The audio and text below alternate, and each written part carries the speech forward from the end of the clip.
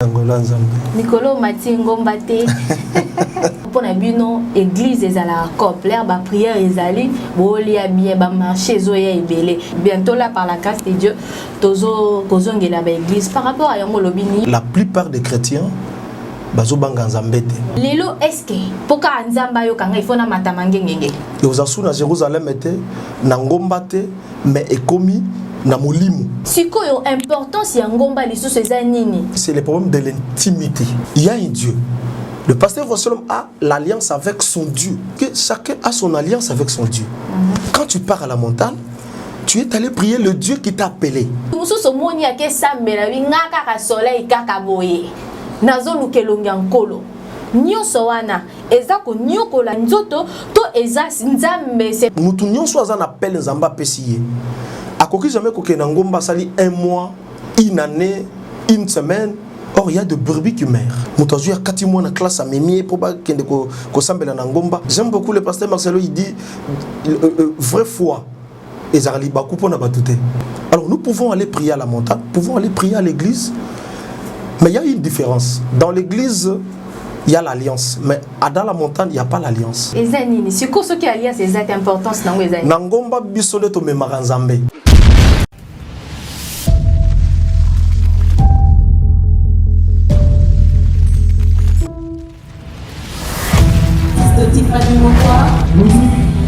Let's go.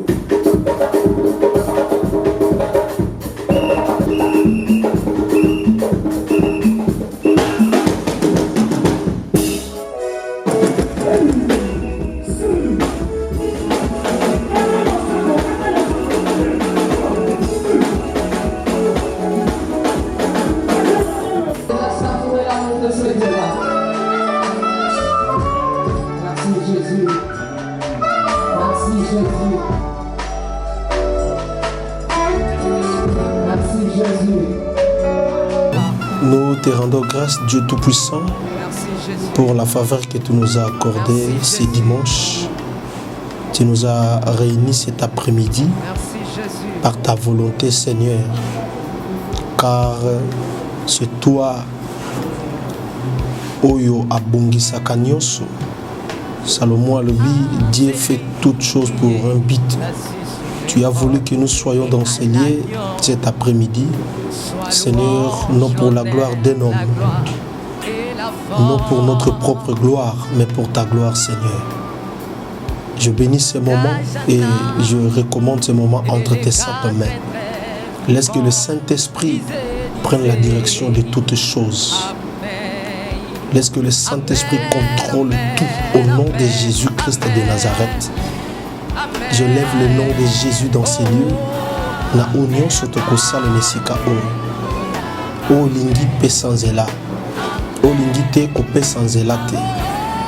Na kombo na Yesu Masi. J'ai ainsi prié. Amen. La joie de l'Éternel est ma force. C'est bel et bien votre humble servante bénie ou Alembo les bénis de l'Éternel. Vous vous posez une question pour savoir la raison pour laquelle je suis à Paris, dans vos petits écrans, dans vos maisons, dans vos salons, dans vos bureaux, pour vous présenter votre mission, notre mission que vous aimez tant, Table Sainte, qui se présente dans votre chaîne chrétienne, le Nazarien Télévision, une chaîne 100% chrétienne, une chaîne qui ne parle que de choses de Dieu, une chaîne qui vous édifie, une chaîne qui vous reçoit pour vous pas mal de serviteurs et de servantes de Dieu pour vous parler, vous révéler selon la parole de Dieu. Aujourd'hui, sur ces plateaux, je ne suis pas seule. Je suis accompagnée de mon invité, l'évangéliste Régis, le choix de l'Éternel. Il est évangéliste, il est serviteur de Dieu, il est encadreur spirituel, il dirige une église, précisément en République démocratique du Congo. Derrière la caméra, nous avons Alain Kiakala, bébé mignon. C'est lui qui nous accompagne pour que cette émission vous parvienne dans vos maisons, pour que vous nous suivez en ces moments. Nous allons parler de l'impact des prières dans des montagnes dans notre pays, la RDC. Nous allons partager autour de ces thèmes. Sans plus tarder, nous retournons à la régie et nous nous retrouvons tout juste après. Merci beaucoup.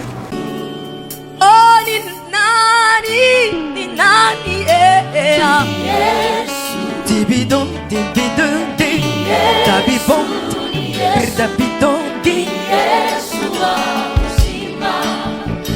Ninani Dibidondi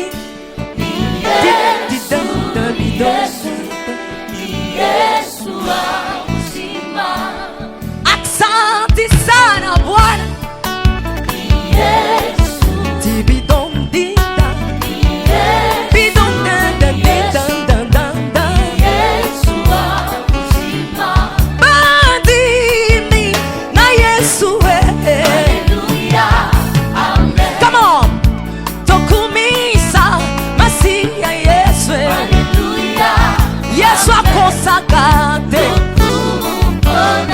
Akosakate Yesu akwakakate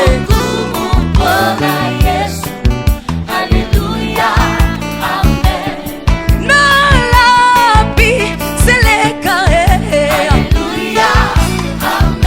Ngai nakosale la Yesu nangai Nakosale la Yesu nangai.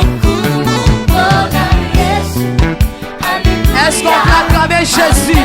Est-ce que tu peux acclamer le roi de rois? Alléluia, Amen.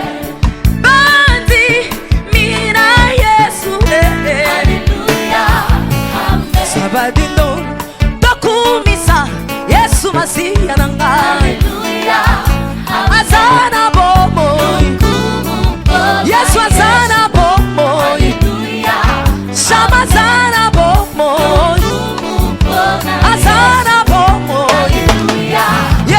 Merci à la régie qui nous a balancé ces bels éléments que vous avez suivis. Je crois bien qu'il vous a satisfait dans vos maisons. Je dis merci beaucoup à notre coordonnatrice de cette émission, Maman Tiffany, la princesse de l'Éternel. C'est avec elle que nous sommes bien arrangés pour vous présenter aujourd'hui cette émission. Merci maman, là vous nous suivez. Merci à l'homme des dieux, Papa JR. Il est là, il nous accompagne aussi, je lui dis merci beaucoup. Merci beaucoup à maman prophétesse Anouska. Merci à la suprême de la presse congolaise, Diane Walembo, je te salue là où tu es. Merci beaucoup à celui que j'appelle Yves Bolofa, Monsieur Fayoulou, je te salue aussi là où tu es. Merci à Evanjo Arsène, mon coach. Je te dis aussi merci.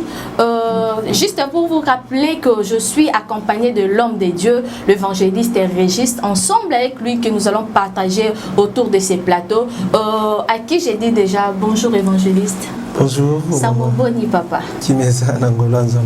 Nicolo Matingo Mbate.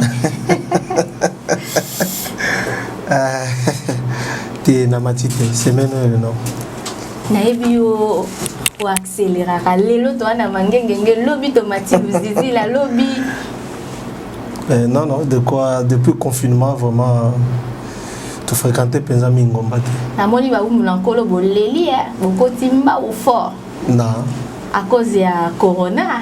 Pour la Ngomba église. Pour la nyonso en général na mabunda na badim.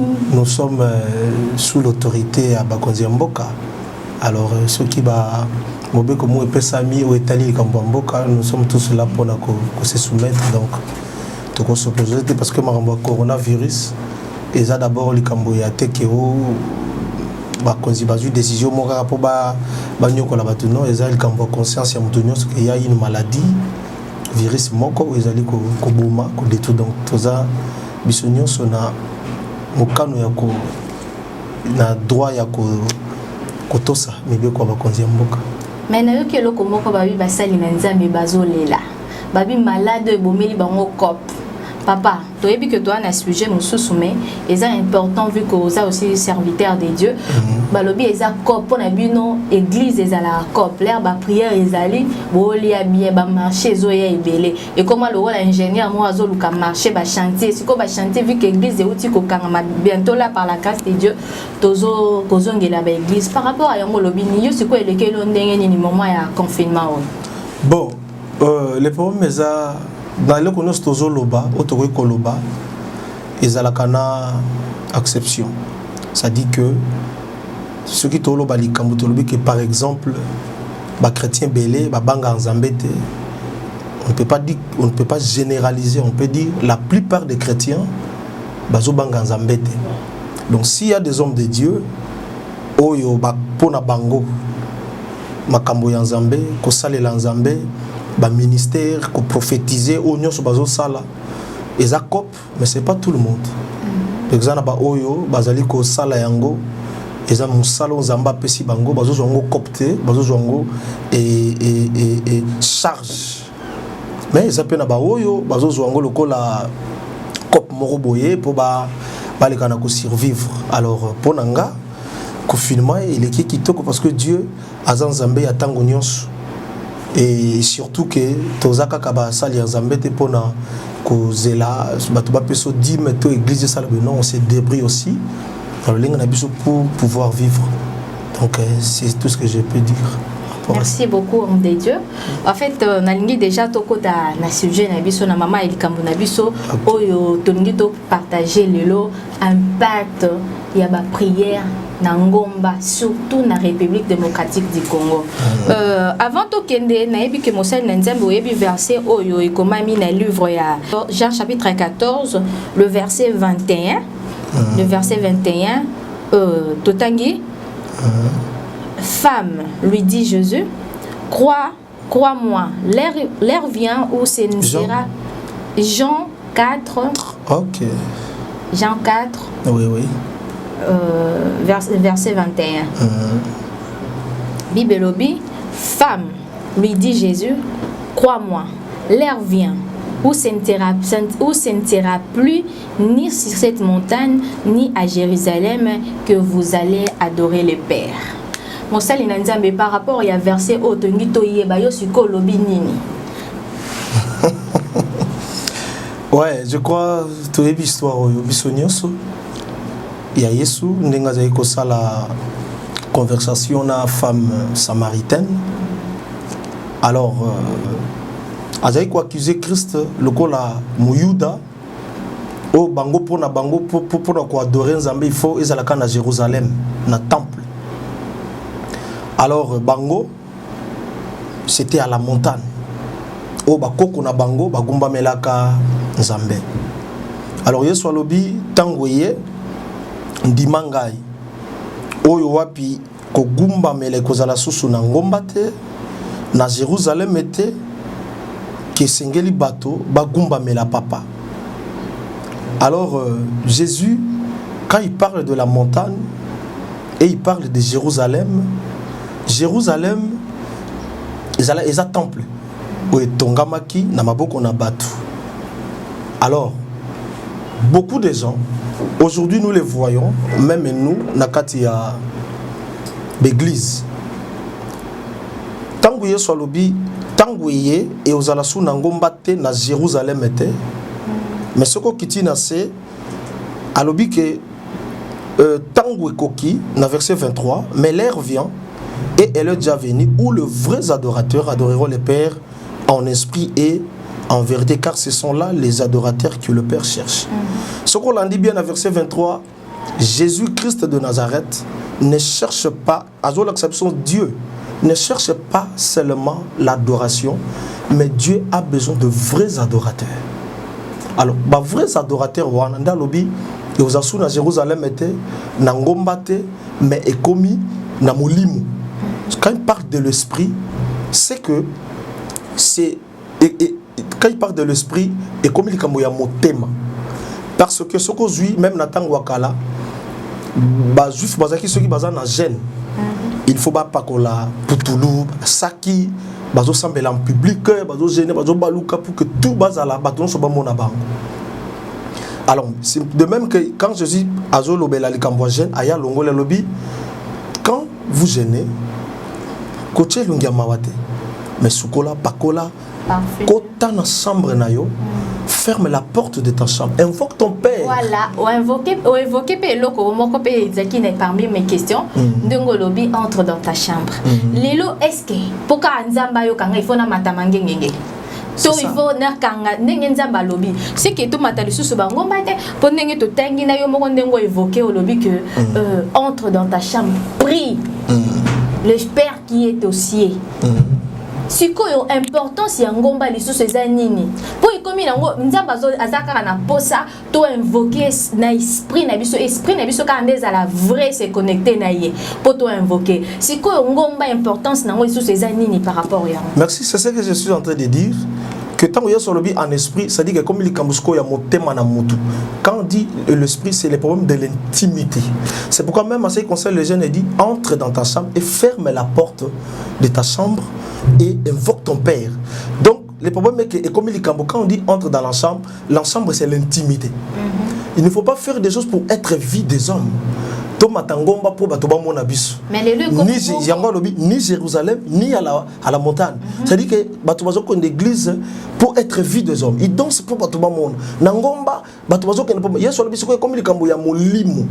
C'est pourquoi moi je dis toujours même à mes enfants un enfant me vient ailleurs sanga papa mais tant au bon de là et surtout senga moko ba prière ya supplication plutôt ya bolimbisi to fuka maté.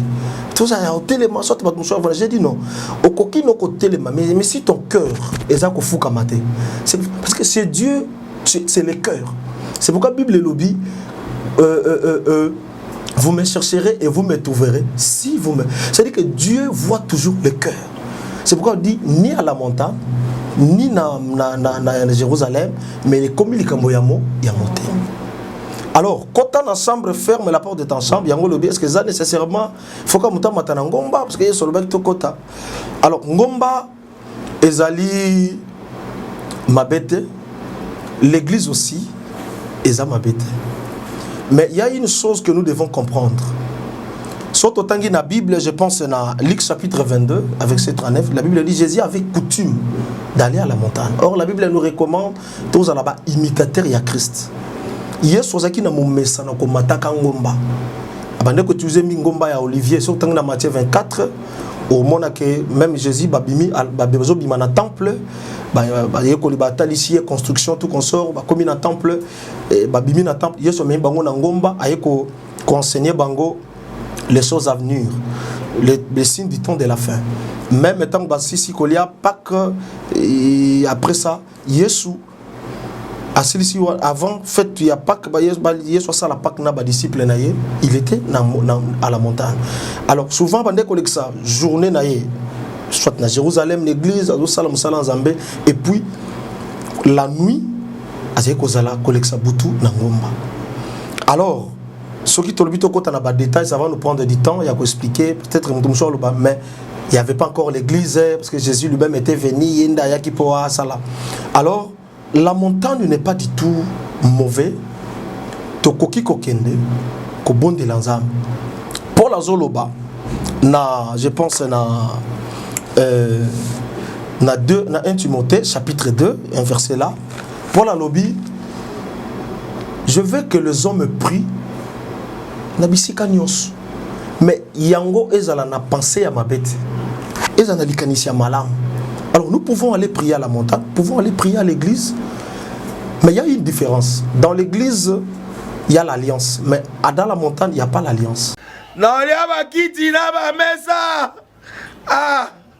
Atanya ukondoko namona yo achayo na mwamba la minito na kata pena katikata saga fufu. Oui, allô est-ce que tu bonjour. Boni. Et l'autre côté, et puis qu'il y a mon bureau à travailler des micros. Donc dès que ça on a galère na niveau 0. Tout ça là boy. Moi il naza mbongo vraiment mingité. Mais nazo tchela bino moi mkio naza nango na agence moko boy Nazareta. C'est du sérieux. Oh. Maman, comment est bon donc yo pesa au fouti mbongo pour partir à Porto biso to ya to jubiloko. Na bengi ya Scotty. Agence moi ifungami comme nango Nazareta. Na kufie. Agence lisusu. Ndeke sansu mulongo kuna. Pour cela susu. Kuna eza mamba mulongo te. Yesi afuti mbongo kuna partir à Porto biso tozoke ko récupérer biloko oli. Ah tika boyiko. Yeso mona makamba bongo na monte. Bat papesi mbongo kuna biloko ko récupérer biloko oli na agence. Ezalaka. Mais yango ibandi. Maman. Leki nanga yebisi ngai mena ndimite. Na lingi na mona ki mona mbeso. Poli kamba boye. Na monde na ne salamate. Maman yebisa ngai. Bapesi mbongo kuna biso to récupérer biloko kolia awa. Ya solo boutique Nazareta ezali boutique ou ezali à distribution de produits alimentaires. Tosali poto sunga bandeko oyo même ba oyo baza na peu de ressources comme la boyete bandeko on baza à niveau Kinshasa même avec un petit rien. Donc à partir à $10, $15. Donc si vous avez un bon côté, nous devons nous poto ko sunga yo a ozika biloko kolia. Eh maman Nazareth nzamba pambola ya bakise mikole belé awa na sena mokili. Et bongo awa tozawa poto yeba adresse awa. La boutique Nazareth a été ici à Kubungate, Toza sur avenue Monkoto numéro 1, direction Elengesa. Face à face na église catholique Saint-Vincent. Ah, direction Elengesa, Monkoto numéro 1, à face à l'église catholique Saint-Vincent. Ah, Saint-Vincent d'école. Bon numéro de téléphone, vous avez monté déjà, vous avez on a 3 numéros pour Paris, vous avez un numéro pour la Suisse, vous avez un numéro pour la Suède. Ah non, non, non, non, non, non. Nazareth, vous allez la Congo ici. Julia, vous allez kangisa kia foufou. Il y a modé, you dit qu'on a foufou. Oui, pour la Nazareth, tu as un système en bimbi, dans Bongo Shingo. Bon, ok. Vous allez sérieux. Ça, c'est du sérieux. Il y a quoi? Dans l'église, il y a l'alliance. Mais à la montagne, alliance est zate. Et Zanini, c'est quoi ce qui est alliance et zate importance dans les Nangomba bisole to memaranzambe. Yotango ke ngombo memi nzambe na yo. Wow. Mais dans l'église, c'est là où il y a l'alliance. Mais Lelo, pardon maman. Pardon, oui, oui, parce que Bible le babou. Tant que Salomon a la dédicace à temple. À celle dédicace à temple, mais en gombate. Alors, Seigneur, tango nyonso, bon, je ne parle pas les tout. Tango bato bazwa ko luko ne sika o salanine. Ya azo ko engager za mazo ko sosen zambe na libisika wana. Bato ba sambela nzambe moko oyo soki baye ba sengi bo limbisa. Soki aza na problème résoudre. Soki asali mabe moko azonge pa ne sika oyo abi que tes yeux soient jour et nuit. Na kati sika. Donc azo zo sika on azo dédié azo recommander. Et locaux ils ont dédié, ils ont consacré comme ils sacré. Donc l'église est sacrée. Mais la montagne, à la montagne, c'est là où tout le monde a coquin. Il y a des occultistes, il y a de mauvaises personnes, des méchants, ça la pratique là-bas. Et ça, ici, comme ils ont c'est pourquoi je dis là il n'y a pas l'alliance. Ce qui est ok, aux gens Nzambe no moko o yo sambelaka. Il y a pas que tant yo ok na ngomba, ozo prier Nzambe o yo yebi. Nga personne na ke na ngomba nazoke kosambela Nzambe o ngai na yebi kuna biso tozali na kati ya sani moko te.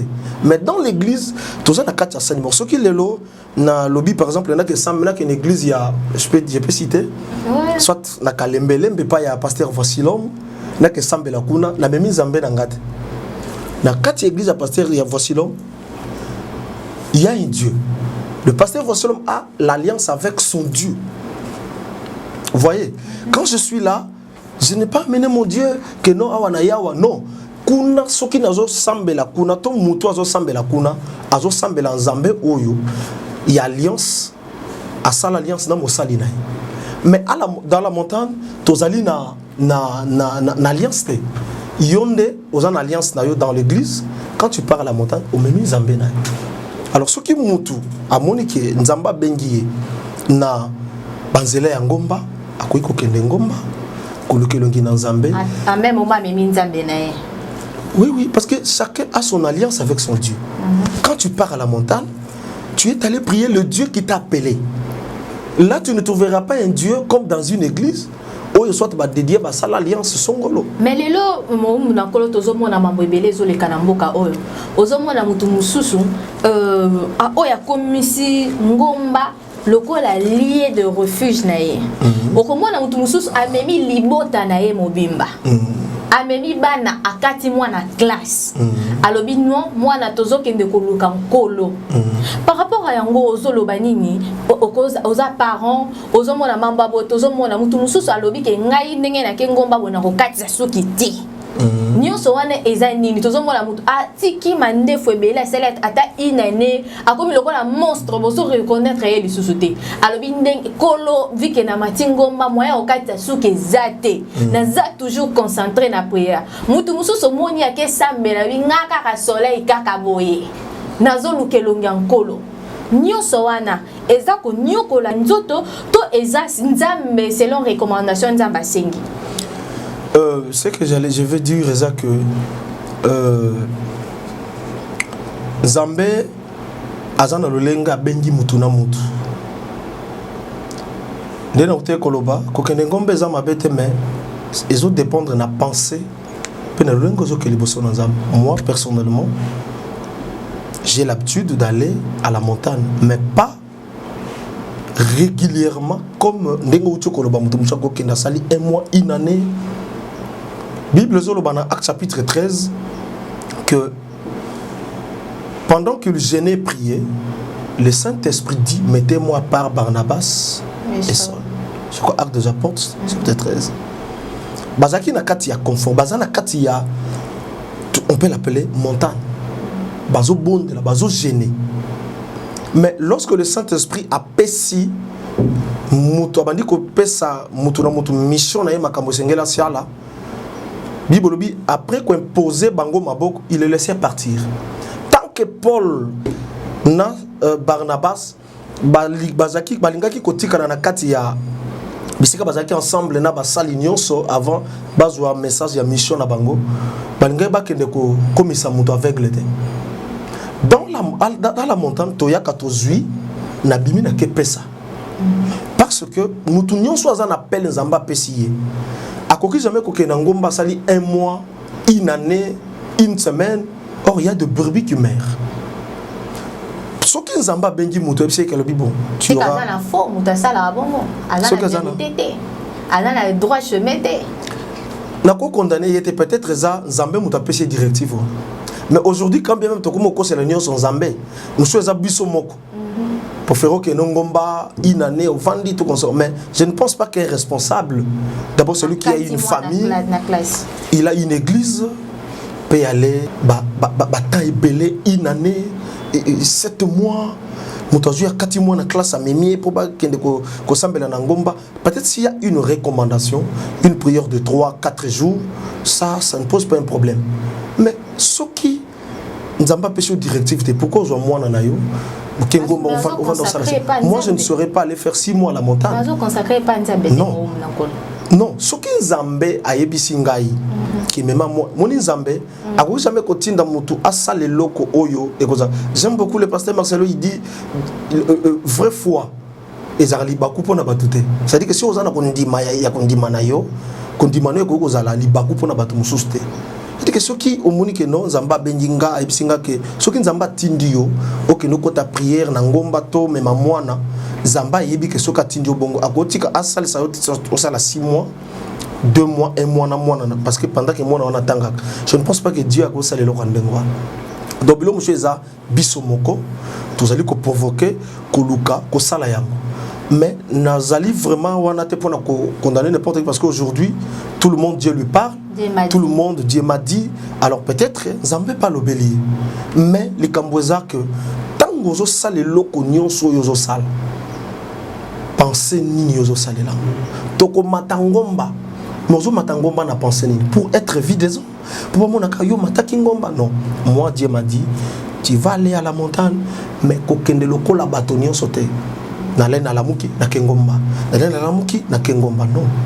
Lobi kokende ngomba isa kokende loko ya batu nyonso te par rapport à yango il faut nzambe nde olali na butu to musali na nzambe moko ayebiso ke matangomba pour partir à la montagne en tant que serviteur de Dieu que vous êtes pour na matana ngomba ezo senga nzambe il faut lobela yo to ezo senga conviction to moko sentir que te mikolo il faut na kende koluka la prière ou la réponse de la prière ou la réponse il y a prière zaka na ngomba te tu peux prier à l'église. Tokenangomba, mais nous avons un lieu où il y a tongeli Nzambe pour na kosambela, ko adorer. Souvent, tous en a retraite tout ça la kanangomba na église. Mutu pa ko ta retraite na ndaku na ye. Mais ce qui tokenda kangomba ezali d'abord tant toujours ba retraite c'est retirer. na kei na zana bisika mobe on ozana na distraction ngombe za le désert yango Yesu tango akende ko sambela na désert je crois na Matthieu chapitre 4 kuna il y avait pas un pain, il y avait pas quelque chose à manger, il y a distraction à l'arrêté. Il a fait 40 jours 40 nuits dans la prière. Alors ngomba to kenda ka loko les a le quoi désert na kei na se concentrer.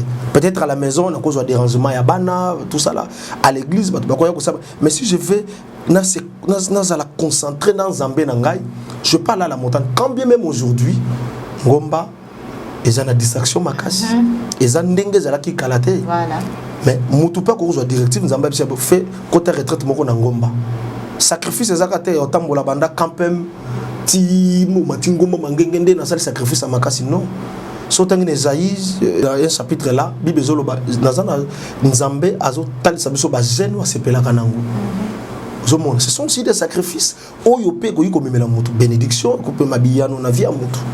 Donc ezaka ko matangomba te même à la maison tu peux prier nzamba oyokayo mais ngomba to ko yiko kene peut-être son abi kena sala une semaine en dak na vous a peut-être dérangé na kena ngomba pour nazala un peu concentré. Alors c'est comme ça que biso to matak pe ba mususu oyo ba bazana ba objectif atteindre ba matanga na ngomba mais à part ba o ba kendaka amatika ka ke kobondela parce que pona yé place ensemble les aka na ngomba non ce n'est pas ça to kendaka ngomba mais ngomba et l'obité que pour Zambé pour sambela la bière ayanola il faut qu'on sambela na ngomba même à la maison même bisika nyons oyo okoyiko lukazam ko belazam akoyoka yo parce que le laisser tikala pour les depuis Jésus Christ akufa pas c'est quoi Nicolas mon sali na ko nangina tuna motuna moko depuis Obanda Romatangomba, ça déjà combien d'années? Depuis Obanda Makambo Romatangomba. Nabandi Romatangomba depuis 2013. 2013. La première fois à Romatangomba c'était en 2013. Na ngomba et tendance. Ba miracle nini oyo penzi osali ke oyo penza na ngomba miracle boye na moni nzamba sali au travers na po biso te ça la miracle mutasala miracle na Yesu. Nzamba sali au travers na yo ba miracle nini oyo na ngomba kuna à part l'église. L'église c'est nazo ba te ke oyo nzamba sali na kati église mais oyo nzamba oyebi ke tango fandi oyebi ke na sambela rapona mutu moko boye na ngomba na moni tel résultat oyo moko etika liyo penza etika la ona mutu eza penza belé parce que souvent ndenga naza boye soki naza na makamuso situation toka ya mutu ezo senga ko landela ye na losam des fois je me sacrifie si par la montagne à l'église mais plus à la montagne moi j'aime beaucoup aller à la montagne alors eza un peu belé ba toyo ba biki bola mwanzambe okei ko sambela pona yo koti retraite moko na ngomba il y a 3 jours 4 jours zamba pesi biano j'ai déjà prié pour un enfant azaki na problème moi nazaki mwana mukie mais elle avait 16 ans mais mwana avimba libumu akonda aza anémique même son père m'a tant na kutana na papa na bi je prépare déjà comment enterrer cet enfant parce que quand tu vois l'enfant comme ça tu vois déjà que moi non peut-être aza déjà bembe azo mais la plaquette ba ibika 5-6 na journée parce que azo ça la fièvre sans cesse alors on a eu à prier pour l'enfant et na secret Jacques Alobini soto tangi livre ya Eli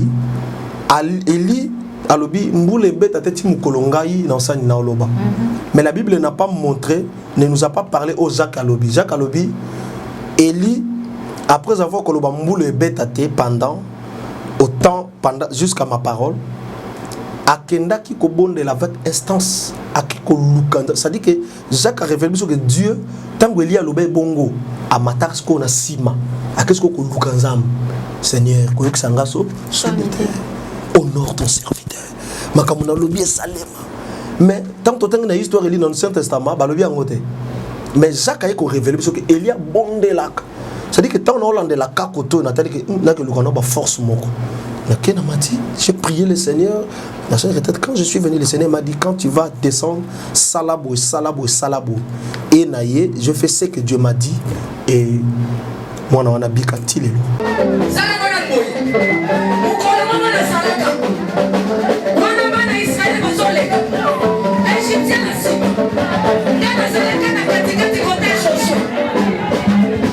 légitime bazolanda biso batikali to batikali te basilika basilika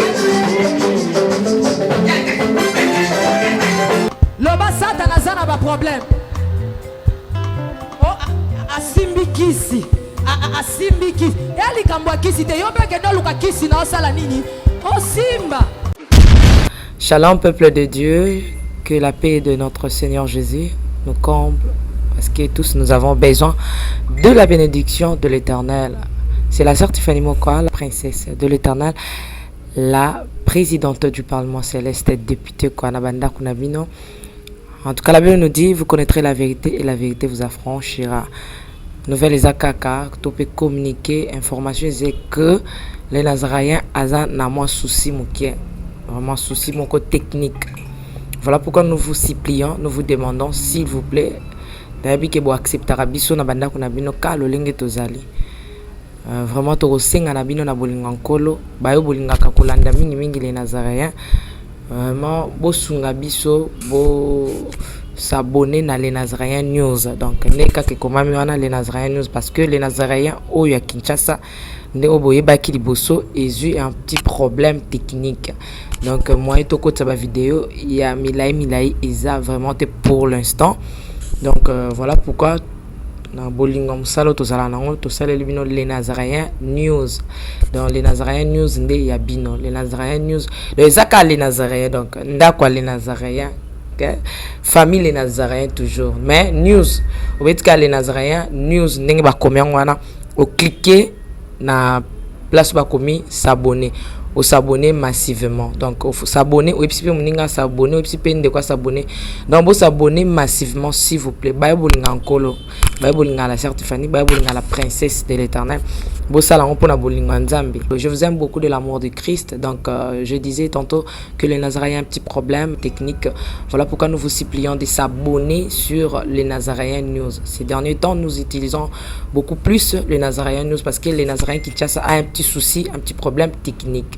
Que le Seigneur nous bénisse, que le Seigneur vous bénisse parce que tous nous avons besoin de la bénédiction de l'Éternel car la Bible nous dit c'est la bénédiction de l'Éternel qui enrichit ne fait suivre d'aucun chagrin. Au moins quand émission au tali yo attaque au tali donc tozo suka kana ba minute choba 1 minute 2 minutes 3 minutes parce que moi to ke mula ezate donc ba témoignage au lanjo table sainte au landie mission ka ucho landa oyo attaque oyo landi ya muke oyo donc cliquez lien oyo na sewana après titrage kazo elandaka wana donc soko moni titrage na sewana au mona lien alors cliquez lien wana et vous mettez directement dans les Nazaréens News donc cliquez kaka donc au tali attaque au moment titrage ezawana ce qu'on a c'est à titrage wana au moment lien final lien wana et vous mettez dans les Nazaréens News.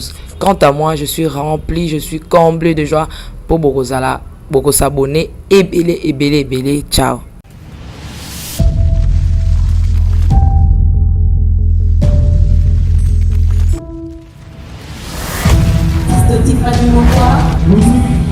Let's go.